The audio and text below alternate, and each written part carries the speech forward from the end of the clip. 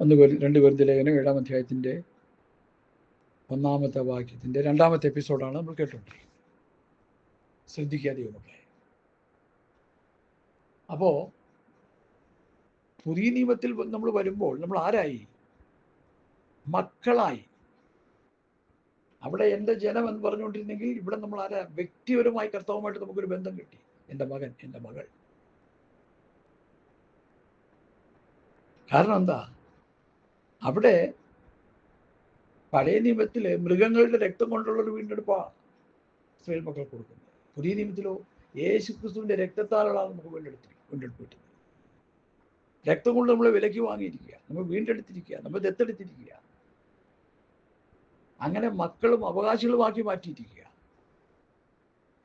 മക്കളെങ്കിലും അവകാശികൾ അത്രേ. അപ്പൊ ഈ അവസ്ഥയൊക്കെ നമുക്ക് കിട്ടണമെങ്കിൽ എന്ത് ചെയ്യണം? ജഡത്തിലെയും ആത്മാവിലെയും സകല കന്മഷവും നീക്കി നമ്മെ തന്നെ വെടിപ്പാക്കി ദൈവഭയത്തിൽ വിശുദ്ധിയെ തികച്ചുകൊണ്ടിരിക്കണം. വിശുദ്ധീകരണം പ്രാപിച്ചുകൊണ്ടിരിക്കുക. റോമാലേഖനത്തിലെ പ്രത്യേക ഒരു പഠനമാണത്. പത്രോസിന്റെ ലേഖനത്തില് ഒരു വാക്യം നമുക്ക് വായിക്കാം. പത്രോസിന്റെ 1-ാം ലേഖനം. ഹല്ലേലൂയ, സ്തോത്രം, സ്തോത്രം, സ്തോത്രം. Hallelujah, hallelujah, hallelujah, hallelujah, hallelujah. അതിൻ്റെ 1-ാം അധ്യായത്തിൻ്റെ ആകയാൽ നിങ്ങളുടെ മനസ്സുറപ്പിച്ച് നിർമ്മതരായി യേശുക്രിസ്തുവിന്റെ പ്രസിദ്ധിയെങ്കിൽ നിങ്ങൾക്ക് വരുവാനുള്ള കൃപയിൽ പൂർണ്ണ പ്രത്യാശ വെച്ചുകൊള്ളുവിൻ. പണ്ട് നിങ്ങളുടെ അജ്ഞാനകാലത്തുണ്ടായിരുന്ന മോഹങ്ങളെ മാതൃയാക്കാതെ നിങ്ങളെ വിളിച്ച വിശുദ്ധനത്തോളം അനുസരണമുള്ള മക്കളായി എല്ലാ നടപ്പിലും വിശുദ്ധരാകുവിൻ. കണ്ടോ? എല്ലാ നടപ്പിലും വിശുദ്ധരാകുവിൻ. ഞാൻ വിശുദ്ധനായിരിക്കാൻ നിങ്ങൾ വിശുദ്ധരായിരിക്കും എഴുതിയിരിക്കുന്നുവല്ലോ. മുഖപക്ഷം കൂടാതെ ഓരോരുത്തരുടെ പ്രവൃത്തിക്ക് തക്കവണ്ണം ന്യായം വിധിക്കുന്നവനെ നിങ്ങൾ പിതാവിനെ വിളിക്കുന്നെങ്കിൽ നിങ്ങളുടെ പ്രവാസകാലം ഭയത്തോടെ കഴിപ്പീൻ. അല്ലെങ്കിൽ ദൈവഭയത്തോടെ കഴിക്കുക. പ്രവാസകാലം വിശുദ്ധിയോടെ ജീവിക്കുക, വേർപാട് അനുഷ്ഠിക്കുക. വിശുദ്ധിയും വേർപാടും നഷ്ടപ്പെട്ട സഭയാണ് ഇന്ന് കാണുന്നത്. എന്നെക്കുറിച്ചും നിങ്ങളെക്കുറിച്ചും ഇന്ന് പോൽക്കാലം ദൈവം ആഗ്രഹിക്കുന്നത് നമ്മൾ വിശുദ്ധരായിരിക്കണം, ശുദ്ധീകരണം പ്രാപിച്ചുകൊണ്ടിരിക്കണം. ശുദ്ധീകരണം കൂടാതെ ആരും കർത്താവിനെ കാണുകയില്ല. തെസ്സലോനിക്ക ലേഖനം. ഞാൻ വിശുദ്ധനായിരിക്കാൻ നിങ്ങളും വിശുദ്ധരായിരിപ്പിൻ. അത് പഴയ നിയമത്തിലും പുതിയ നിയമത്തിൽ വരുമ്പോൾ പത്രോസും പറയുന്നു, ഞാൻ വിശുദ്ധനായാൽ നിങ്ങളും വിശുദ്ധരായിരിപ്പീൻ. ശുദ്ധീകരണം കൂടാതെ ആരും കർത്താവിനെ കാണുകയില്ല. ഇന്ന് വിശുദ്ധിയും വേർപാടും നഷ്ടപ്പെട്ട കൂട്ടങ്ങളെയാണ് നമുക്ക് കാണാൻ കഴിയുന്നത്. അപകട മേഖലയിലൂടെയാണ് ഞാൻ നിങ്ങൾ പോയിക്കൊണ്ടിരിക്കുന്നതെന്ന് എത്ര പേർ മനസ്സിലാക്കുന്നു? ഒരു ഒപ്പിച്ചുള്ള പോക്ക. ഞങ്ങളുടെ ഇവിടെ വാടകയ്ക്ക് താമസിച്ചിരുന്ന ഒരു 3-4 കുട്ടികളുണ്ടായിരുന്നു. ഞാൻ ചോദിച്ചു, മക്കളെ ഇന്നെന്താ കറി വെച്ചേ? എന്നാണല്ലേ, ഒരു തട്ടിക്കൂട്ട് കറി വെച്ചു. ഒരു തക്കാളി, പിന്നെ ഒരു ചെറിയ കഷ്ണം ഇഞ്ചി, 2 പച്ചമുളക്, തക്കാളി 2 തന്നെ കാണും, ഒരു 3-4 മുട്ടയെല്ലാം കൂടി ഇട്ട് അടിച്ചുരുട്ടി ഒരു കറി. മുട്ട വേവിച്ച തക്കാളി എല്ലാം കൂടി ഇട്ട് കിണ്ടി പറക്കി അതിൻ്റെ ഉള്ളിൽ ഇട്ടിട്ട് ചോറ് വെച്ച് കഴിക്കുക. എപ്പോൾ ചോദിച്ചാലും തട്ടിക്കൂട്ട് കറി, തട്ടിക്കൂട്ട് കറി. കാരണം അവർക്കതിനെ സമയമുള്ളൂ. ഇതുങ്ങൾക്കൊട്ടും അറിയത്തുമില്ല. അവർക്കത് മതി. അതുപോലെ തട്ടിക്കൂട്ട് നിത്യജീവിതം കൊണ്ട് കർത്താവിൻ്റെ ഒരേ പോകത്തില്ല. എൻ്റെ കൂടെ ഗൾഫിലുണ്ടായിരുന്നൊരു സഹോദരൻ മരിച്ചു പോയതായിട്ട് ഇന്നലെ വിവരം അറിയിച്ചു. 40-45-50 സഹോദരന്മാരുണ്ടായിരുന്നു ഞങ്ങൾ ഒരുമിച്ച് സൗദി അറേബ്യയിലോ. ഇന്ത്യക്ക് 25 വർഷത്തെ മുമ്പത്തെ കാര്യമായി പറയുന്നത്, 26 വർഷം മുമ്പുള്ള ചരിത്രമായി പറയുന്നത്. ഞാൻ ഗൾഫിൽ വന്നിട്ട് ഒരു 10-26 വർഷമായി. നല്ല ജോലിയായിരുന്നു എനിക്ക്. കർത്താവിൻ്റെ വേലയ്ക്ക് വേണ്ടി അത് വലിച്ചെറിഞ്ഞ് കളഞ്ഞിട്ട് വന്നതാ. ഇവിടെ വന്ന് അവിടെ ചെറിയ നിലയിൽ ശുശ്രൂഷയൊക്കെ ചെയ്യുമായിരുന്നു. ഇവിടെ വന്ന് ദൈവവചനം പഠിക്കുകയും പിതാക്കന്മാരായ ദൈവവൃത്തന്മാരുടെ കീഴിൽ ശിഷ്യപ്പെട്ട് വചനമൊക്കെ പഠിച്ച് കർത്താവിൻ്റെ വേല ഇപ്പോൾ ചെയ്തുകൊണ്ടിരിക്കുക. സ്തോത്രം, സ്തോത്രം, സ്തോത്രം. അപ്പോൾ പഴയ സ്നേഹിതന്മാരെല്ലാം ഫോണിൽ വിളിക്കും. 2-3-4 പേരേ ഉള്ളൂ, ബാക്കി എല്ലാവരും ഇടയ്ക്കിടയ്ക്കൊക്കെ വിളിക്കുക. അതിൽ ഹൂബർട്ട് എന്ന് പറഞ്ഞ കണ്ണൂരിലുള്ളൊരു സഹോദരൻ മരിച്ചുപോയി. ഞാൻ സത്യത്തിൽ കരഞ്ഞുപോയി. ഈ 19 പേര് സഹോദരന്മാരുള്ളതിൽ ഈ സഹോദരൻ മാത്രം എന്നോട് പറഞ്ഞിട്ടുണ്ട്, പാസ്റ്റേ നിങ്ങൾ പറയുന്ന വചനം ശക്തമായ വചനമാണ്, പ്രോപ്പറായിട്ടുള്ള വചനമാണ്, പത്യവചനം, പത്യോപദേശമാണ് നിങ്ങൾ പറയുന്നത്, ഇതാർക്കും വേണ്ട. 19 സഹോദരന്മാർ എൻ്റെ കൂടെ ഉള്ളതിൽ ഈ ഒരു സഹോദരൻ മാത്രം പറഞ്ഞു, നിങ്ങൾ പറയുന്ന വചനം സത്യവചനമാണ്, പത്യവചനമാണ്. മറ്റു പലർക്കും ഞാൻ ഈ വചനം ഇട്ടു കൊടുത്തിട്ട് പലരും എൻ്റെ വാട്സപ്പിൽ നിന്ന് ഇറങ്ങി ഓടിയവർ, ഇത് കേൾക്കാൻ അവർക്ക് പറ്റത്തില്ല. ഞാൻ പറഞ്ഞു, നിങ്ങൾക്കിത് കേൾക്കാൻ പറ്റില്ലെങ്കിൽ നിങ്ങൾ പോവുകയല്ല. ഇപ്പം ഞാൻ എന്ത് ചെയ്യാനാ? ഡിലീറ്റ് ചെയ്യാനുള്ള ഓപ്ഷനുണ്ട്, ബ്ലോക്ക് ചെയ്യാനുള്ള ഓപ്ഷനുണ്ട് ഫോണിൽ, അത് ചെയ്തോളൂ. ഇപ്പം ഞാൻ എന്ത് ചെയ്യാം? നിങ്ങൾക്ക് വേണ്ടി ഇനി വേറൊരു ഉപദേശം പറയാൻ എന്നെ കൊണ്ട് പറ്റത്തില്ല. അവർ അപ്പോസ്തലന്മാരുടെ ഉപദേശം കേട്ട് കൂട്ടായി മരിച്ച് അപ്പം നുറുക്കി പ്രാർത്ഥന കഴിച്ചു പോകുന്ന പുതിയ നിയമസഭയുടെ ആദ്യത്തെ ഗ്രൂപ്പ് 3000 പേരാ. പ്രവൃത്തി പുസ്തകം 2-ാം അധ്യായത്തിലാണ് പുതിയ നിയമസഭയുടെ ആദ്യത്തെ ഗ്രൂപ്പ്. ആ 3000 പേര് അപ്പോസ്തലന്മാരുടെ ഉപദേശം കേട്ട് കൂട്ടായി മരിച്ച് അപ്പം നുറുക്കി പ്രാർത്ഥന കഴിച്ചു വന്നു. ആ അധ്യായത്തിൻ്റെ ലാസ്റ്റ് വാക്യത്തിൽ കർത്താവ് രക്ഷിക്കപ്പെടുന്നവരെ ദിനംപ്രതി സഭയോട് ചേർത്തുകൊണ്ടിരുന്നു. ആരാ രക്ഷിക്കപ്പെടുന്നവരെ? അപ്പോസ്തലന്മാരുടെ ഉപദേശം കേട്ട് കൂട്ടായി മരിച്ച് അപ്പം നുറുക്കി പ്രാർത്ഥന കഴിച്ചു വരുന്നവരെ രക്ഷിക്കപ്പെടുന്നവർ. അവർ കർത്താവ് തൻ്റെ സഭയോട് ചേർത്തുകൊണ്ടിരുന്നു. അതാ കർത്താവിൻ്റെ സഭ.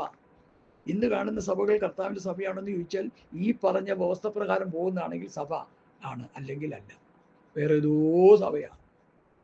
തീവ്ര സഭ, പുലിയർ മഹാസഭ, SNDP സഭ, ആ സഭ, ഈ സഭ, ഇഷ്ടംപോലെ സഭകളുണ്ട് നമുക്കിവിടെ. എണ്ണിയാലൊടുങ്ങാത്ത പോലെ സഭകൾ കിടപ്പുണ്ട്.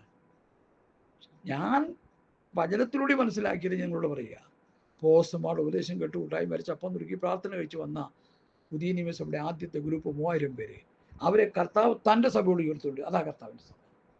അപ്പം ആ ഉപദേശത്തിൻ്റെ പഠിപ്പിക്കലും ആ ഉപദേശത്തിൻ്റെ സ്വത്രം പഠനങ്ങളും സഭകൾക്ക് നൽകിക്കൊണ്ടിരിക്കുന്നെങ്കിൽ അവർ ആ കർത്താവിൻ്റെ സഭയാവും. അല്ലാതെ എങ്ങനെ സഭയാവും? നേരത്തെ പറഞ്ഞില്ലേ, വ്യവസ്ഥ മാറിയപ്പോൾ എൻ്റെ ജനം നിന്റെ ജനം ആയില്ലേ? മോശെ നീ കൊണ്ടുവന്ന നിന്റെ ജനം, ദൈവത്തിൻ്റെ ജനത്തെ അല്ലേ മോശ നടത്തിക്കൊണ്ടുവന്നത്? പിന്നെന്താ മോശയുടെ ജനമായത്? വ്യവസ്ഥ മാറിയപ്പോൾ ദൈവം വ്യവസ്ഥ മാറ്റും. അതിന് വേറെ കുഴപ്പമൊന്നുമില്ല. നമ്മൾ വലിയ സംഘടന നോക്കി, വലിയ സ്ഥാനമാനങ്ങൾ നോക്കി, വലിയ കൺവെൻഷൻ പന്തൽ നോക്കി, വലിയ ശവക്കോട്ടകൾ നോക്കി, വലിയ സ്നാനക്കുളങ്ങൾ നോക്കി, വലിയ വലിയ സംവിധാനങ്ങളൊക്കെ നോക്കി, വലിയ വലിയ റവറൻഡന്മാരും ഡോക്ടർമാരും ഒക്കെ നോക്കി നമ്മൾ പോയിക്കൊണ്ടിരുന്നാൽ അവസാനം കർത്താവ് മോശയോട് പറഞ്ഞതുപോലെ പറയും, നീ കൊണ്ടുവന്ന നിന്റെ ജനം ഇതാ കിടക്കണം.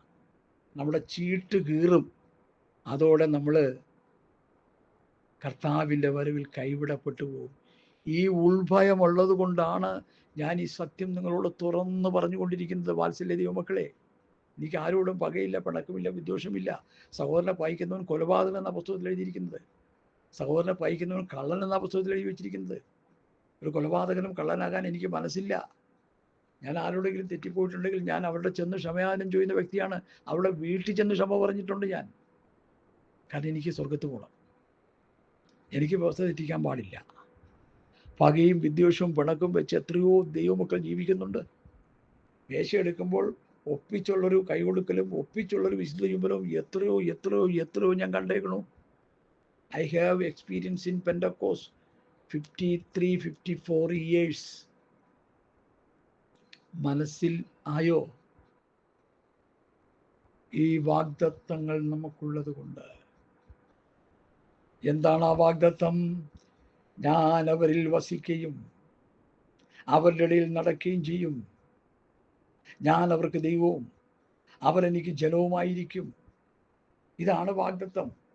ഈ വാഗ്ദത്ത നിവൃത്തിയിലേക്ക് പ്രവേശിച്ച് ബെയൂല ദേശത്ത് ചെന്നെത്തണമെങ്കിൽ, നിത്യത പ്രാപിച്ചെടുക്കണമെങ്കിൽ വചനത്തിൽ നാം അനുസരിക്കേണ്ട ടേംസ് ആൻഡ് കണ്ടീഷൻ അനുസരിച്ചേ പറ്റൂ.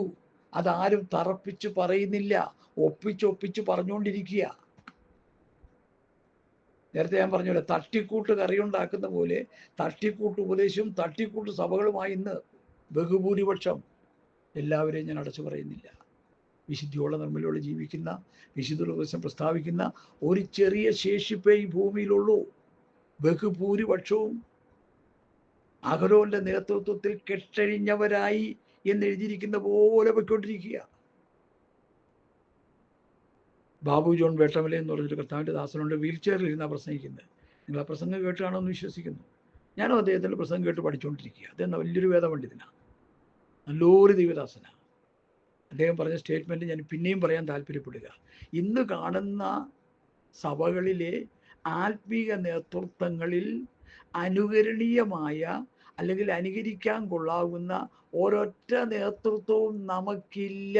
ഇല്ല ഇല്ല, എല്ലാം വഴിവിട്ട് പോയിക്കൊണ്ടിരിക്കുക. ഈ ചുമ്മാ പറയല്ല.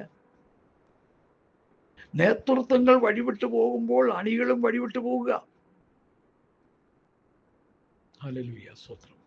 വേദനയോടെ പറയുക, സന്തോഷത്തോടെ പറയുകയല്ല, ചിരിച്ചോണ്ട് പറയുകയല്ല, വേദനയോടെ പറയുക, കരഞ്ഞുകൊണ്ട് പറയുക.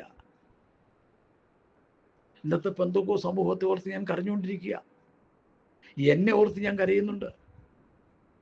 എനിക്ക് കൂടുതൽ വിശുദ്ധി ജീവിക്കണം, എനിക്ക് കൂടുതൽ വേർപാട് വേണം, എനിക്ക് കർത്താവിനോട് അടുത്തിരിക്കണം, എനിക്ക് ആത്മശക്തി വേണം, എനിക്ക് ദൈവകൃപ വേണം, എനിക്ക് സ്വർഗീയമായ ജ്ഞാനം വേണം, എനിക്ക് ഉയരത്തിലെ ജ്ഞാനം വേണം, എനിക്ക് പരിശുദ്ധാത്മാവിൻ്റെ ശക്തി വേണം. ഞാൻ നിലവിളിച്ച് പ്രാർത്ഥിച്ചുകൊണ്ടിരിക്കുക. കർത്താവിൻ്റെ വേല ചെയ്യുവാൻ എനിക്ക് ഈ വക കാര്യങ്ങൾ ആവശ്യമാണ്.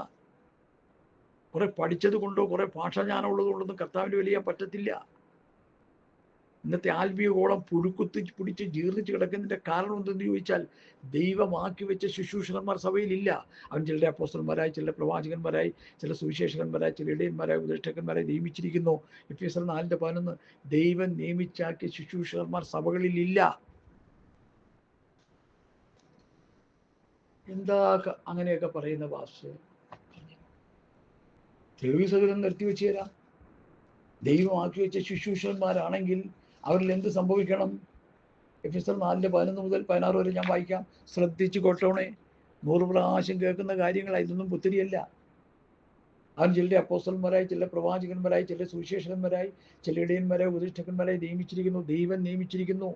ദൈവം നിയമിച്ചവര്, സംഘടന നിയമിച്ചവര്, സ്വയം കയറിയായവര്, ഈ 3 ഗ്രൂപ്പും കിടന്ന് കളിക്കുക. ഇപ്പോൾ ഈ ദൈവം നിയമിച്ചത് കുറവാന്നാണ് ഞാൻ പറഞ്ഞുകൊണ്ടിരിക്കുന്നത്. നിയമിച്ചിരിക്കുന്നു. അത് നാം എല്ലാവരും നിയമിച്ചത് എന്തിനാ നിയമിച്ചത്?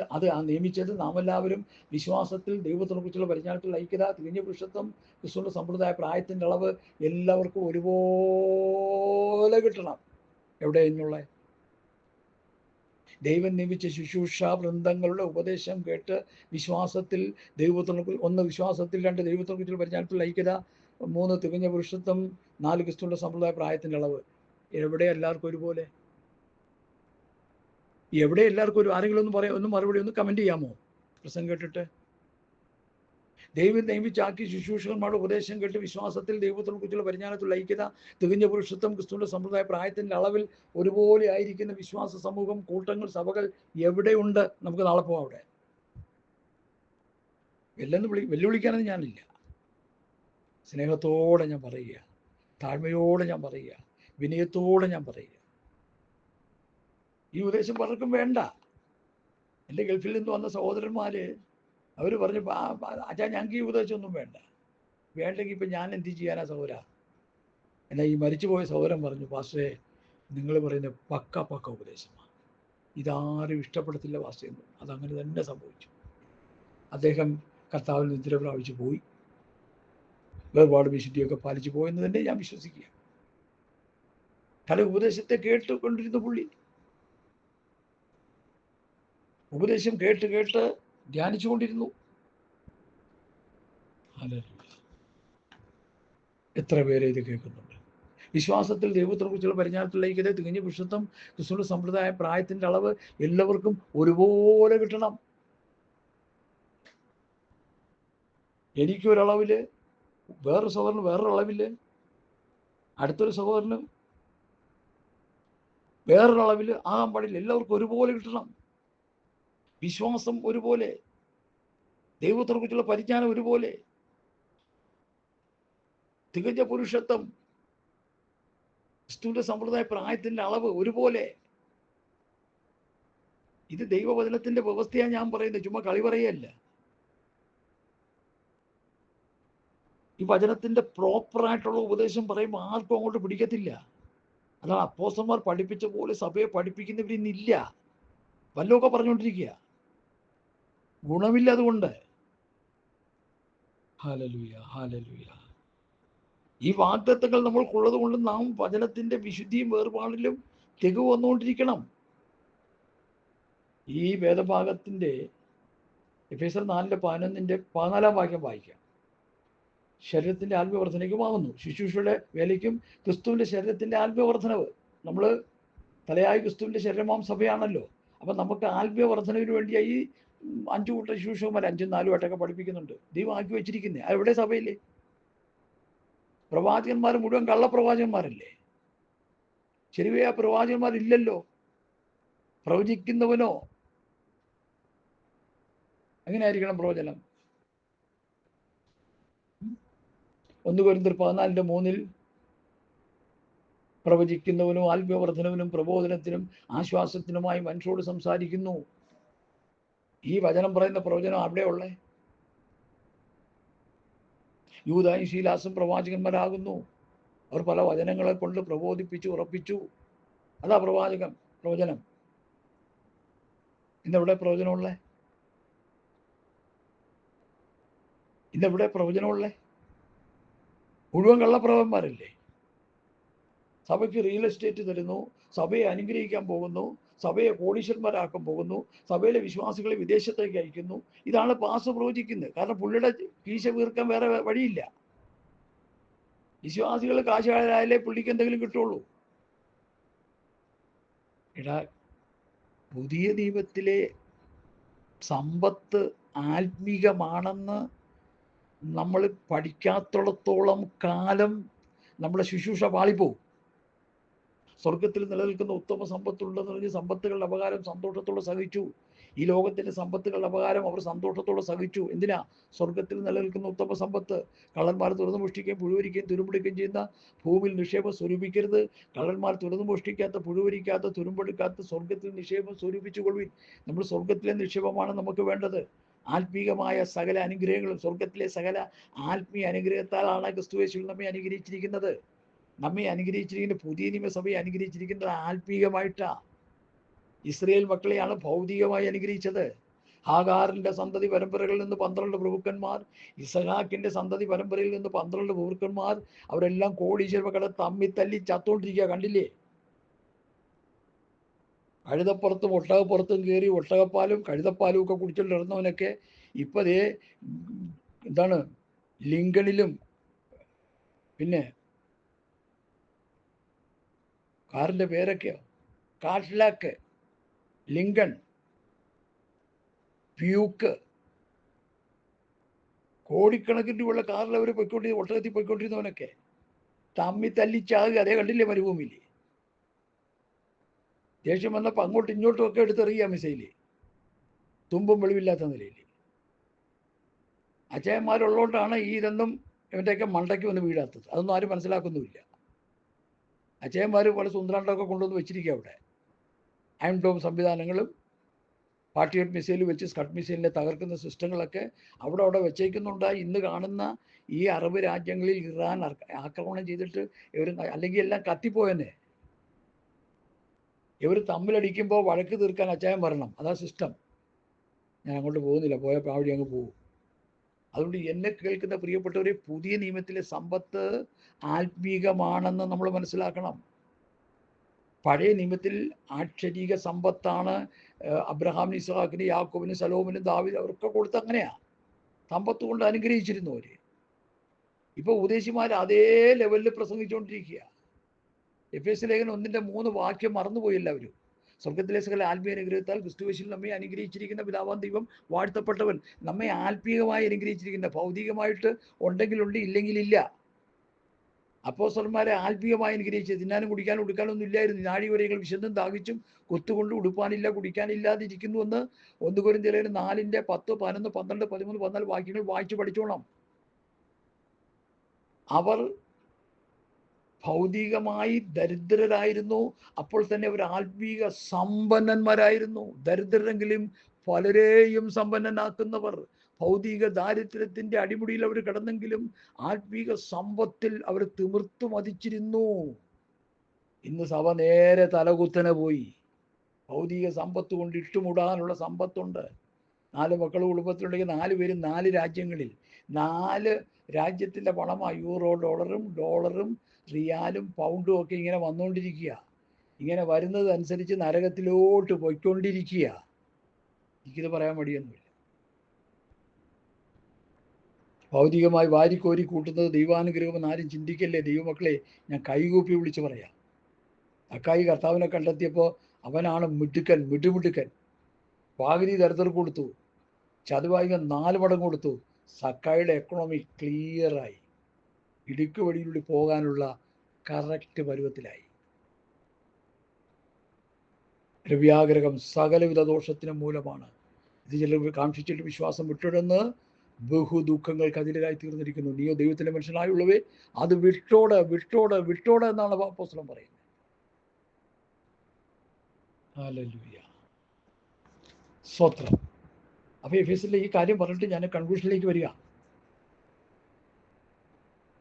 അപ്പോൾ വിശ്വാസത്തിലും ദൈവത്തോടും ക്രിസ്തുവിന്റെ പരിജ്ഞാനത്തിലും ഐക്യതയും തികഞ്ഞ പുരുഷത്വവും ക്രിസ്തുവിന്റെ സമുദായ പ്രായത്തിൻ്റെ അളവും ഒരുപോലെ പ്രാപിക്കണം. വിശുദ്ധന്മാരുടെ യഥാർത്ഥ വിശുദ്ധിക്കും ക്രിസ്തുവിന്റെ ശരീരത്തിന്റെ ആത്മീയവർദ്ധനവിലുമാണ് ദൈവം ശിഷ്യന്മാരെ ആക്കി വെച്ചിരിക്കുന്നത്. എഫേസ്യർ 4:11 മുതൽ 16 വരെ ബൈഹാർട്ടായിട്ട് വായിച്ചു പഠിച്ചോണം എല്ലാവരും. അങ്ങനെ ചെയ്യുന്നില്ലെങ്കിൽ എന്ത് പറ്റും? 4:14 അങ്ങനെ നാം മനുഷ്യന്റെ ചതിയാൽ ഉപയത്താലും തെറ്റിച്ച് കളയുന്ന തന്ത്രങ്ങളിൽ കുടുങ്ങിപ്പോകാൻ തൊക്കണം ഉപദേശത്തിന്റെ ഓരോ കാറ്റിനാൽ അലഞ്ഞുള്ളുന്ന ശിശുക്കളായി പോകും. ദൈവമാക്കി വെച്ച ശുശ്രൂഷ വൃന്ദങ്ങളുടെ ഉപദേശം കേട്ട് നമ്മൾ പഠിച്ച് ആത്മീകരാകുന്നില്ലെങ്കിൽ എന്തോ സംഭവിക്കും? നമുക്ക് ആത്മീക ശിശുക്കളായി പോകും. ഇങ്ക എന്ന് പറഞ്ഞുകൊണ്ടിരിക്കുക പെന്തക്കോസ്തുകാരിന്ന്. ഒരു ഉപദേശം വന്ന് ആരെങ്കിലും ഒന്ന് തിരുത്തി പറഞ്ഞാൽ, ഒന്ന് തെറ്റായി പഠിപ്പിച്ചാൽ അത് മനസ്സിലാക്കാൻ കഴിവില്ലാത്ത, ബോധമില്ലാത്ത വിശ്വാസികളെ കൊണ്ട് നിറഞ്ഞു കിടക്കുന്ന ആത്മീയബോധം. ഹല്ലേലൂയ, സ്തോത്രം. എഫെസോ സഭയിലെ പ്രവാചകന്മാരെന്ന് പറഞ്ഞ് പ്രവചിക്കാൻ വന്നു. സഭയിലെ പാസ്റ്ററും വിശ്വാസികളും കൂടി എന്ത് ചെയ്തു? അവരെ പിടിച്ചു. അവർ പ്രവാചകന്മാരെന്ന് പറഞ്ഞു കള്ളപ്രവാചകന്മാരായിട്ട് ശുശ്രൂഷകന്മാരും വിശ്വാസികളും മനസ്സിലാക്കാനിടയായി. ഇന്നോ കള്ളപ്രവാചകന്മാർ സ്വൈരമായി വിലഹിക്കുകയാണ് ഇന്ന് കാണുന്ന ഈ സഭകളിൽ. ദൈവസഭയെന്നൊന്നും ഞാൻ പറയത്തില്ല. നമുക്ക് അങ്ങനെ ഒരു ചിന്ത ഉണ്ടെങ്കിൽ നമ്മൾ അടുത്ത് മാറ്റണം. അത് സഭ ആരാ? അപ്പോസ്തലന്മാരുടെ ഉപദേശം കേട്ട് കൂട്ടായ്മ വരച്ച് അപ്പം നുറുക്കി പ്രാർത്ഥന കഴിച്ചു വരുന്നില്ല. അതുകൊണ്ട് ഞാൻ എവിടെ പോയാലും ഈ അപ്പോസ്തല ഉപദേശം സഭയെ പറയുന്നത്. അത് വേണ്ടെന്നുണ്ടെങ്കിൽ നമുക്ക് കൂട്ടായ്മ ഇല്ല. ഇവിടെ അവരെ സൂചിപ്പിച്ചു പോകുന്ന പരിപാടി നമുക്കില്ല. അവർ അപ്പോസ്തലന്മാരുടെ ഉപദേശത്തിലേക്ക് സഭകൾ വരണം. അല്ലെങ്കിൽ സഭയ്ക്ക് രക്ഷയില്ല, സഭയ്ക്ക് വിശുദ്ധിയെ തെളിയിക്കാൻ കഴിയില്ല, സഭയ്ക്ക് ഉപദേശം കിട്ടത്തില്ല. സങ്കീർത്തനം പാടി പാട്ടും പാടി തുള്ളിച്ച് ചാടിച്ചു കൊണ്ടു നടക്കുന്ന ഒരു സമൂഹമായി മാറി. ന്യൂ ജനറേഷൻ ആണെങ്കിൽ കൊരയും ചിരിയും ചർദ്ദലും ഒക്കെ ആയിട്ട് ഇങ്ങനെ അങ്ങ് പൊയ്ക്കൊണ്ടിരിക്കുക. ഇതെവിടെ ചെന്ന് അവസാനിക്കും? എൻ്റെ ചിന്ത അതാ, ഇത് നരകത്തിലേക്ക് ചെന്ന് അവസാനിക്കത്തുള്ളൂ. അതുകൊണ്ട് നമുക്ക് തന്നിരിക്കുന്ന വാഗ്ദത്തം നിറവേറപ്പെടണമെങ്കിൽ ആത്മാവിലെയും ജഡത്തിലെയും സകല കൺമഷമൊക്കെ നമ്മെ തന്നെ വിശുദ്ധിയെ തെളിച്ചുള്ളൂ. ഈ വിശുദ്ധിയെ തെളിക്കുന്നത് എങ്ങനെയാണ്? അത് റോമാലേഖനം 6-ാം അധ്യായത്തിൽ ഞാൻ നിങ്ങളോട് പറയാൻ കർത്താവിൽ ശരണപ്പെടുക. വളരെ മനോഹരമായൊരു ഉപദേശമാണ്. കമ്പിവാചകം പോലെ ഞാൻ പറയാം. അതിന് സമയം ഒത്തിരി എടുക്കണം, പക്ഷെ എന്നാൽ അതിനുള്ള സമയം എനിക്കിപ്പോൾ മുമ്പിലില്ല. റോമാലേഖനം 6-ാം അധ്യായം റോമാലേഖനം മുഴുവൻ പഠിപ്പിക്കുമ്പോൾ റോമാലേഖനം 1-ാമത്തെ അധ്യായം ലോക മനുഷ്യരെയാണ് കാണിക്കുന്നത്. റോമാലേഖനം 2-ാം അധ്യായം യഹൂദിനെ കുറിച്ചാണ് പ്രതിപാദിക്കുന്നത്. റോമാലേഖനം 3-ാം അധ്യായം യഹൂദനും സഭയെക്കുറിച്ച് പറയുന്നുണ്ട്. എന്നാൽ ലോക മനുഷ്യനും സഭയും യഹൂദനും എല്ലാവരും ഒരുപോലെ കൊള്ളരുതാത്തരായി തീർന്നതാണ് പറയുന്നത്. 3-ാം അധ്യായത്തിൽ തന്നെ സഭയ്ക്ക് രൂപം കൊടുക്കുന്നുണ്ട് പൗലോസ്. വളരെ മനോഹരമായൊരു പഠനമാണ് 3-ാം അധ്യായത്തിലെ. ഹല്ലേലൂയ. ഇപ്പോഴോ ദൈവത്തിൻ്റെ നീതി വിശ്വസിക്കുന്ന എല്ലാവർക്കും യേശുക്രിസ്തുവിൽ വിശ്വാസമുള്ള ദൈവനീതി തന്നെ ന്യായപ്രമാണം കൂടാതെ വെളിപ്പെട്ട് വന്നിരിക്കുന്നു. അതിന് ന്യായപ്രമാണവും പ്രവാചകന്മാരും സാക്ഷ്യം പറയുന്നു. ഒരു വ്യത്യാസമില്ല. എല്ലാവരും പാപം ചെയ്ത് ദൈവതേജസ്സ് ഇല്ലാത്തവരായി തീർന്നു. അവൻ്റെ കൃപയാൽ ക്രിസ്തുയേശുവിലെ വീണ്ടെടുപ്പ് മൂലം സൗജന്യമായി ഇത്രയും നീതീകരിക്കപ്പെടുന്നത്. വിശ്വസിക്കുന്നവർക്ക് അവൻ്റെ രക്തം മൂലം പ്രായശ്ചിത്തമാകുവാൻ ദൈവം അവനെ പരസ്യമായി നിർത്തിയിരിക്കുന്നു. രക്ഷപ്പെടാൻ ഒറ്റ വഴി കർത്താവിനെ പരസ്യമായി നിർത്തിയിരിക്കുക. ദൈവം തൻ്റെ പുറമയിൽ മുൻകഴിഞ്ഞ പാപങ്ങളെ ശിക്ഷിക്കാതെ വിടുക നിമിത്തം തൻ്റെ നീതിയെ പ്രദർശിപ്പിക്കുവാൻ താൻ നീതിമാനും യേശു ക്രിസ്തു വിശ്വസിക്കുന്നവനെ നീതീകരിക്കുന്നവനും ആകേണ്ടതിനെ ഇക്കാലത്ത് തൻ്റെ നീതിയെ പ്രദർശിപ്പാൻ തന്നെ അങ്ങനെ ചെയ്തത്. എങ്ങനെ ചെയ്തത്? യേശു ക്രിസ്തുവിനെ പരസ്യമായി നിർത്തിയിരിക്കുക. ഏത് ജാതിയിലും ഗോത്രത്തിലും ഭാഷയിലും ഉള്ളവന് യേശു ക്രിസ്തുവിലേക്ക് നോക്കി മരുഭൂമിയിൽ പിച്ചള സർപ്പത്തെ ഉയർത്തിയതുപോലെ യേശു ക്രിസ്തുവിനെ ഉയർത്തിയിരിക്കുകയാണ്. യേശു ക്രിസ്തുവിൽ വിശ്വസിച്ചാൽ നീതീകരണം കിട്ടും. കർത്താവിൽ വിശ്വസിക്കുമ്പോൾ നമുക്ക് കിട്ടുന്ന ഫസ്റ്റ് സ്റ്റെപ്പ് നീതീകരണം. നീതീകരണം പ്രാപിച്ചവൻ നീതി ചെയ്ത് വിശുദ്ധീകരണം പ്രാപിച്ച് തേജസ്കരണത്തിലേക്ക് നടത്തപ്പെടണം. റോമാലേഖനത്തിന്റെ സംക്ഷിപ്തമായ പഠനം നീതീകരണം, വിശുദ്ധീകരണം, തേജസ്കരണം, 3 പഠനങ്ങളുണ്ടത്. അത് അടുക്കടുക്കായിട്ട് എടുത്ത് പഠിക്കുമ്പോൾ അതിൻ്റെ മനോഹാരിത മനസ്സിലാകുന്നത്. ഇനി വിശുദ്ധി എങ്ങനെ തെളിയിക്കാൻ പറ്റുമെന്ന് നമുക്ക് നോക്കാം. റോമർ 6 ഈ വിഷയമൊക്കെ ഞാനങ്ങ് വിടുക. റോമർ 6 19 വാക്യം തൊട്ട് വായിക്കുന്നു. നിങ്ങൾ ജഡത്തിന്റെ ബലഹീനത നിമിത്തം ഞാൻ മനുഷ്യരീതിയിൽ പറയുന്നു, നിങ്ങളുടെ അവയവങ്ങളെ അധർമ്മത്തിനായി അശുദ്ധിക്കും അധർമ്മത്തിനും അടിമകളാക്കി സമർപ്പിച്ചതുപോലെ ഇപ്പോൾ നിങ്ങളുടെ അവയവങ്ങളെ വിശുദ്ധീകരണത്തിനായി നീതിക്ക് അടിമകളായി സമർപ്പിപ്പിൻ. എന്താണ് ഈ അവയവങ്ങൾ എന്ന് പറയുന്നത്? പഞ്ചേന്ദ്രിയം, കണ്ണ്, മൂക്ക്, നാക്ക്, ത്വക്ക്, ചെവി.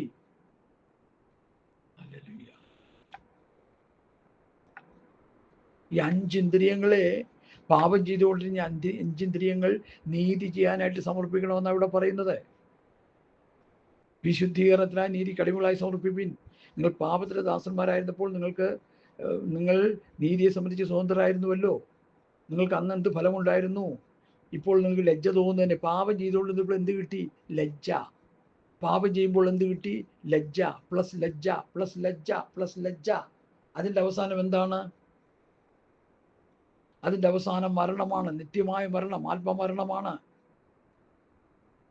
ഹല്ലേലൂയ, സ്തോത്രം.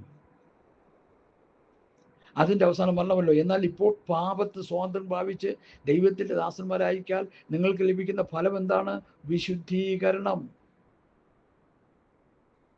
ഇങ്ങനെ വിശുദ്ധീകരണം കിട്ടും. വചനം അനുസരിക്കുമ്പോൾ വിശുദ്ധീകരണം കിട്ടും. ദൈവത്തിന് സ്തോത്രം. പാപത്ത് സ്വാതന്ത്ര്യം പ്രാപിച്ച് ദൈവത്തിൻ്റെ ദാസന്മാരായിരിക്കാൻ നിങ്ങൾക്ക് ലഭിക്കുന്ന ഫലം വിശുദ്ധീകരണം. അതിൻ്റെ അവസാനം നിത്യജീവൻ. അപ്പോൾ പാപം ചെയ്യുമ്പോൾ ലജ്ജ പ്ലസ് ലജ്ജ പ്ലസ് ലജ്ജ, നീതി ചെയ്യുമ്പോൾ വിശുദ്ധീകരണം പ്ലസ് വിശുദ്ധീകരണം പ്ലസ് വിശുദ്ധീകരണം ഈക്വൽ ടു നിത്യജീവൻ. ഇതാണ് പിതാക്കന്മാർ പഠിപ്പിച്ച പഠനം. ഈ ശ്രദ്ധിച്ച് കേൾക്കണേ. ഇത് പാപം ചെയ്യുമ്പോൾ ലജ്ജ, നീതി ചെയ്യുമ്പോൾ വിശുദ്ധീകരണം. പാപം ചെയ്തുകൊണ്ടിരുന്നാൽ ലജ്ജ ലജ്ജ ലജ്ജ ലജ്ജ ലജ്ജ, ആത്മമരണം. നീതി ചെയ്തുകൊണ്ടിരുന്നാൽ വിശുദ്ധീകരണം വിശുദ്ധീകരണം വിശുദ്ധീകരണം വിശുദ്ധീകരണം. അതാ 1-2 കൊരിന്ത്യർ നമ്മൾ വായിച്ചത്. നമ്മളെ തന്നെ വിശുദ്ധീകരിച്ചുകൊണ്ടിരിക്കുക, വിശുദ്ധീകരണം പ്രാപിച്ചുകൊണ്ടിരിക്കുക. ആത്മാവിലെയും ജഡത്തിലെയും സകല കന്മഷവും പോക്കി നമ്മെ തന്നെ ശുദ്ധീകരിച്ചുകൊണ്ടിരിക്കുക. അത് ഈ റോമാലേഖനം 6-ാം അധ്യായം കൂട്ടി പഠിക്കണം. അത് ലിങ്ക് ചെയ്ത് പഠിക്കണം. അങ്ങനെ പഠിക്കുമ്പോഴാണ് ഉപദേശം കിട്ടുന്നത്. നമുക്ക് നീതി ചെയ്യുക, വചനമനുസരിക്കുക, ഇങ്ങനെ സകല നീതി നിവർത്തിക്കുന്ന നമുക്ക് ഉചിതം. ദൈവകൽപ്പന നമ്മുടെ വാഴ്ത്തപ്പെട്ട കർത്താവ് യോർദാൻ നദിയിൽ യോഹന്നാൻ സ്നാപകനാൽ അനുസരിച്ചു, നീതി ചെയ്തു. ഇങ്ങനെ സകല നീതിയും നിവർത്തിക്കുന്നത് ദൈവത്തിൻ്റെ കൽപ്പന പുത്രൻ അനുസരിച്ചു. അപ്പൊ ഈ സകല നീതി നിവർത്തിക്കുക, വചനമനുസരിക്കുക, ഉപദേശം അനുസരിക്കുക. അതുപോലെ ഈ അപ്പോസ്തലന്മാർ തരുന്ന വചനം, ഓരോ വചനങ്ങളും കേട്ടനുസരിക്കുമ്പോൾ നമുക്ക് എന്ത് കിട്ടുന്നു? ശുദ്ധീകരണം കിട്ടുന്നു, വിശുദ്ധീകരണം കിട്ടുന്നു. വളരെ കോംപ്ലിക്കേറ്റഡ് ആയിട്ടുള്ളൊരു സബ്ജക്റ്റാണ്. ഇത് ആർക്കും മനസ്സിലാകത്തില്ല. 1094 ഒരു ദൈവകൃത്യം പറഞ്ഞപ്പോഴാണ് ഞാനിത് മനസ്സിലായത്. ഞാൻ ഒന്നുകൂടി വായിക്കാം, 19-ാം വാക്യം മുതൽ. നിങ്ങളുടെ ജഡത്തിന്റെ ബലിയിൽ നിമിത്തം ഞാൻ മനുഷ്യരീതിയിൽ പറയുന്നു, നിങ്ങളുടെ അവയവങ്ങളെ അധർമ്മത്തിനായി അശുദ്ധിക്കും അധർമ്മത്തിനും അടിമകളാക്കി സമർപ്പിച്ചതുപോലെ മുമ്പ് പാപം ചെയ്തുകൊണ്ടിരുന്ന സമയത്ത് രക്ഷിക്കപ്പെടുന്നതിന് മുൻപ്, സ്നാനപ്പെടുന്നതിന് മുൻപ്, കർത്താവിനെ രക്ഷിതമായി സ്വീകരിക്കുന്നതിന് മുമ്പ് നമ്മുടെ അവയവങ്ങൾ പാപം ചെയ്തുകൊണ്ടിരുന്നു. അങ്ങനെ പാപം ചെയ്തുകൊണ്ടിരുന്ന അവയവങ്ങളെ ഇപ്പോൾ നീതിക്ക് അടിമകളാക്കി സമർപ്പിക്കുക. വചനം അനുസരിക്കാൻ ഈ അവയവങ്ങളെ സമർപ്പിക്കുക. അങ്ങനെ വചനം അനുസരിക്കുമ്പോൾ എന്ത് കിട്ടും? വിശുദ്ധീകരണം കിട്ടും. പാപം ചെയ്യുമ്പോൾ എന്ത് കിട്ടും? ലജ്ജ കിട്ടും. നീതി ചെയ്യുമ്പോൾ എന്ത് കിട്ടും? വിശുദ്ധീകരണം കിട്ടും. പാപം ചെയ്യുമ്പോൾ ലജ്ജ പ്ലസ് ലജ്ജ പ്ലസ് ലജ്ജ, ആത്മമരണം. നീതി ചെയ്യുമ്പോൾ എന്ത് കിട്ടും? വിശുദ്ധീകരണം പ്ലസ് വിശുദ്ധീകരണം പ്ലസ് വിശുദ്ധീകരണം. ദൈവസഭയ്ക്ക് തന്നിരിക്കുന്ന ഓരോ ഉപദേശങ്ങളും അനുസരിച്ച് ജീവിച്ച് വിശുദ്ധീകരണം പ്രാപിച്ചുകൊണ്ടിരിക്കുമ്പോൾ പാപത്തിൻ്റെ ശമ്പളം മരണമത്രേ, ദൈവത്തിൻ്റെ കൃപാവരമോ കർത്താവായ യേശു ക്രിസ്തുവിൽ നിത്യജീവൻ തന്നെ. നിത്യജീവൻ വെറുതെ കിട്ടത്തില്ല, കൃപാപരമായിട്ട് കർത്താവ് തന്നിരിക്കുക. പക്ഷെ അത് വെറുതെ കിട്ടത്തില്ല. പാപം ചെയ്യാതെ നീതി ചെയ്തുകൊണ്ട് വിശുദ്ധീകരണം പ്രാപിച്ചുകൊണ്ടിരിക്കുമ്പോൾ ആ വിശുദ്ധീകരണത്തിൻ്റെ അന്തമായി നിത്യജീവനിലേക്ക് നമ്മൾ നടത്തപ്പെടും. കൊരിന്ത്യർ ലേഖനത്തിൽ എഴുതി വെച്ച വാക്യം എന്തായിരുന്നു? പ്രിയമുള്ളവർ, ഈ വാഗ്ദത്തങ്ങൾ നമുക്കുള്ളത് കൊണ്ട് ആത്മാവിലെയും ജഡത്തിലെയും സകല കന്മഷവും നീക്കി നമ്മെ തന്നെ വെടിപ്പാക്കി ദൈവഭയത്തിൽ വിശുദ്ധിയെ തികച്ചുകൊള്ളുക. നീതി ചെയ്ത് വിശുദ്ധിയെ തികച്ചുകൊണ്ടിരിക്കണം. ഓരോ സന്ദർഭങ്ങളിലും പാപത്തിൽ വീഴുമ്പോൾ അതിനേറ്റ വചനങ്ങൾ ആത്മാവിൽ നമ്മൾ ഗ്രഹിച്ച് മനസ്സിലാക്കി ആ പാപത്തെ ഉപേക്ഷിച്ച് നീതി ചെയ്യുക. അപ്പോൾ വിശുദ്ധീകരണം കിട്ടും. പിന്നെ ഒരു തെറ്റുണ്ടെങ്കിൽ ആ തെറ്റിനനുസരിച്ചുള്ള വചനത്തിൻ്റെ പ്രബോധനം അനുസരിക്കുമ്പോൾ പിന്നെ അതിലൂടെ ഒരു വിശുദ്ധീകരണം കിട്ടും. അങ്ങനെ വിശുദ്ധീകരണം പ്രാപിച്ച് തെറ്റുകളിൽ നിന്ന് വിശുദ്ധീകരണം പ്രാപിച്ചാണ് നിത്യജീവനിലേക്ക് പോകുന്നത്. ഒരൊറ്റ അടിക്ക് നിത്യജീവനൊന്നും ആർക്കും കിട്ടത്തില്ല. ഹല്ലേലൂയ. വിശ്വാസത്താൽ നീതീകരണം മാത്രമേ കിട്ടത്തുള്ളൂ. നീതീകരണം പ്രാപിച്ചു നീതി ചെയ്ത് വിശുദ്ധീകരണം പ്രാപിച്ചുകൊണ്ടിരിക്കുക. അതാ റോമാലേഖനത്തിന്റെ ആകത്തുക പഠനം. അതാ നീതീകരണം, സ്വത്രം, വിശുദ്ധീകരണം, തേജസ്കരണം. പ്രധാനപ്പെട്ട ഒരു പഠനമാണത്. ജസ്റ്റിഫിക്കേഷൻ, സാന്റിഫിക്കേഷൻ, ഗ്ലോറിഫിക്കേഷൻ, നീതീകരണം, വിശുദ്ധീകരണം, തേജസ്കരണം. ഈ ലേഖനങ്ങളുടെ ഉപദേശങ്ങളെല്ലാം പഠിച്ചനുസരിച്ച് ജീവിക്കുമ്പോഴാണ് വിശുദ്ധീകരണം കിട്ടുന്നത്. എല്ലാ പാപത്തിൻ്റെ മേഖലകളെയും ഈ ദൈവവചനത്തിൻ്റെ നീതിയായ ഉപദേശങ്ങൾ കേട്ടനുസരിക്കുമ്പോഴാണ് നമുക്ക് വിശുദ്ധീകരണം കിട്ടുന്നത്. വചനം കേട്ടത് കൊണ്ടായില്ല, കേട്ടത് അധികം ഹൃദയത്തിൽ കരുതിക്കൊണ്ട് ആ വചനം കേട്ട് അനുസരിക്കണം. ഹെബ്രായർ 4 എൻ്റെ ഹൃദയത്തിലേക്ക് കർത്താവ് തരിക. എന്താ? അവർ എൻ്റെ സ്വസ്ഥതയിൽ പ്രവേശിക്കുകയില്ലെന്ന്. അവർ എൻ്റെ സ്വസ്ഥതയിൽ പ്രവേശിപ്പാനുള്ള വാഗ്ദത്തം, അവൻ്റെ സ്വസ്ഥതയിൽ പ്രവേശിപ്പാനുള്ള വാഗ്ദത്തം ശേഷിച്ചിരിക്കാൻ നിങ്ങളിൽ ആർക്കെങ്കിലും അത് ലഭിക്കാതെ പോയി എന്ന് വരാതിരിക്കാൻ നാം ഭയപ്പെടുക. അവരെ പോലെ നാം ഒരു സദ്വർത്തമാനം കേട്ടവരാകുന്നു. കേട്ടവരിൽ വിശ്വാസമായി പരിണമിച്ചില്ല. യഹോവ ഇപ്രകാരം അരുളി ചെയ്യുന്നു വചനം മോശ മുഖാന്തരം കൊടുത്തത് വിശ്വാസമായി പരിണമിച്ചില്ല. അതുകൊണ്ട് എന്ത് സംഭവിച്ചു?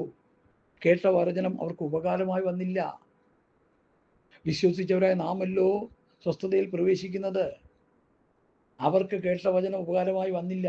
അതുപോലെ നമുക്കും കേട്ട വചനം ഉപകാരമായി തീരണം. ഉപകാരമായി വരാതെ പോയാൽ നമ്മുടെ കാര്യം പോക്ക. അവരുടെ ശവങ്ങൾ മരുഭൂമിയിൽ വീണുപോയി, അവർ മരുഭൂമിയിൽ പട്ടുപോയി. ഇസ്രായേൽ മക്കളെ കുറിച്ച് പറയുക. ഞാൻ എൻ്റെ വാക്കുകളെ ഇവിടെ ഉപസംഹരിക്കുക. പ്രിയമുള്ളവർ, ഈ വാഗ്ദത്തങ്ങൾ നമുക്കുള്ളത് കൊണ്ട് ജഡത്തിലെയും ആത്മാവിലെയും സകല കന്മഷവും നീക്കി നമ്മെ തന്നെ വെടിപ്പാക്കി ദൈവഭയത്തിൽ വിശുദ്ധിയെ തികച്ചു പോവുക. എങ്ങനെ വിശുദ്ധിയെ തികയ്ക്കുന്നത്?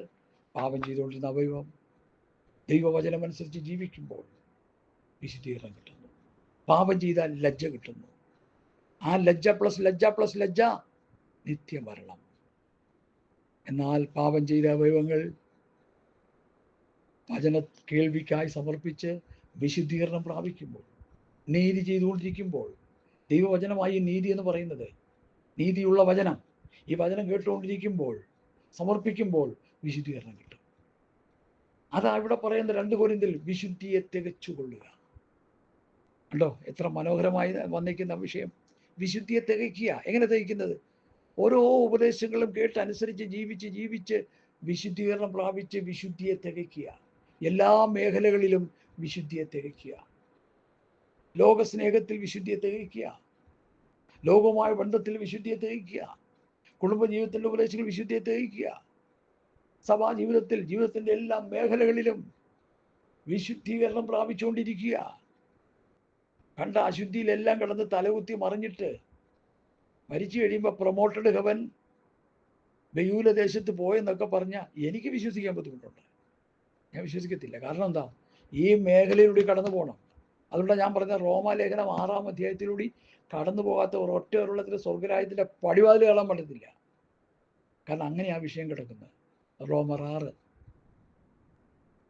റോമാലേഖനം 16 അധ്യായമുള്ള റോമാലേഖനത്തിലെ ഗോൾഡൻ ചാപ്റ്റർ റോമർ 6 ചിലർ 8 പറയാറുണ്ട്. 8 വിഷയങ്ങൾ, ഗഹനമായ വിഷയങ്ങൾ കിടപ്പുണ്ട്. എന്നാൽ 6 നീതി ചെയ്ത് വിശുദ്ധീകരണം പ്രാപിച്ച് തേജസ്കരണത്തിലേക്ക് നടത്തപ്പെടുക. കർത്താവ് വരുമ്പോൾ രൂപാന്തരം വേണ്ടേ, ഉയർപ്പ് വേണ്ടേ? അത് കിട്ടണമെങ്കിൽ ഈ മേഖലയിലൂടെ നമ്മൾ കടന്നു പോകണം. ഞാനിത് കേട്ടപ്പോൾ ഞെട്ടിപ്പോയി. അന്ന് മുതൽ പ്രസംഗിച്ചുകൊണ്ടിരിക്കുക. ഈ പ്രസംഗമൊന്നും ആർക്കും വേണ്ട. ഞാനെന്ത് ചെയ്യാനാ? ഇത് പ്രസംഗിച്ചിട്ട് ഞാൻ തല കുത്തനെ പോയി എൻ്റെ കാര്യവും പോക്കാ. അതുകൊണ്ട് പ്രിയമുള്ളവരെ, നമുക്കൊരുമിച്ച് ഈ പ്രബോധനങ്ങൾ കേട്ടനുസരിക്കാം.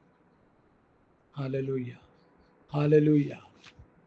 ഈ വാഗ്ദത്തങ്ങൾ നമുക്കുള്ളത് കൊണ്ട്, ഈ വാഗ്ദത്തമുള്ള പുതിയ നിയമത്തിൽ എന്തോരം വാഗ്ദത്തങ്ങൾ കിടപ്പുണ്ട്. ഞങ്ങൾക്ക് സ്ഥലമൊരുക്കാൻ പോകുന്നു. ഞാൻ പോയി സ്ഥലമൊരുക്കിയാൽ ഞാൻ ഇരിക്കുന്നിടത്ത് നിങ്ങൾ ഇരിക്കേണ്ടതിന് പിന്നെയും വന്ന് നിങ്ങളെ എൻ്റെ അടുക്കൽ ചേർത്തുകൊള്ളും. പ്രിയമുള്ളവരെ, നിന്നതാകുന്നത് പ്രത്യക്ഷമായില്ല.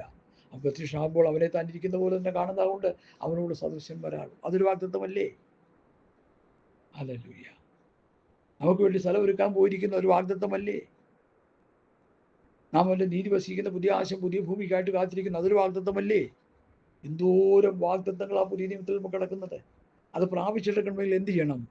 നീതി ചെയ്ത് വിശുദ്ധീകരണം പ്രാപിച്ചുകൊണ്ടിരിക്കുക. അതാ 2 കൊരിന്ത്യർ 7:1 പറയുന്നത്, ആത്മാവിലെയും ജഡത്തിലെയും സകല കന്മഷവും നീക്കി നമ്മെ തന്നെ വെടിപ്പാക്കി വിശുദ്ധിയെ തികച്ചുകൊള്ളുക. വിശുദ്ധിയെ തികയ്ക്കുക, വിശുദ്ധിയെ തികയ്ക്കുക. എല്ലാ മേഖലകളിലും വിശുദ്ധീകരണം പ്രാപിച്ചുകൊണ്ടിരിക്കുക. പറഞ്ഞ് വിടാൻ എളുപ്പമാണ്, അനുസരിച്ചത് പ്രാപിക്കാൻ ബുദ്ധിമുട്ടുള്ള കാര്യമാണ്. അതുകൊണ്ട് ഈ വചന കേൾവി നമുക്ക് അനുഗ്രഹമായി തീരട്ടെ. മനസ്സിലാകാത്തവരൊന്നുകൂടി വെച്ച് കേൾക്കുക, കാര്യങ്ങൾ മനസ്സിലാക്കുക, കമൻ്റ് ഇടുക. മനസ്സിലായെങ്കിൽ മനസ്സിലായില്ലെന്ന് പറയുക. കർത്താവ് എനിക്ക് തന്നിരിക്കുന്ന കൃപയിൽ നിന്നുകൊണ്ട് താഴ്മയോടെ ഞാൻ പറയുന്നു, ഞാൻ നിങ്ങളെ പറഞ്ഞ് മനസ്സിലാക്കാനായിട്ട് ശ്രമിക്കാം. അതല്ലേ എനിക്ക് പറ്റുള്ളൂ. ഈ വചനങ്ങളാൽ കർത്താവ് നമ്മെ അനുഗ്രഹിക്കട്ടെ. ആമേൻ, ആമേൻ, ആമേൻ, ആമേൻ, ആമേൻ, ആമേൻ, ആമേൻ.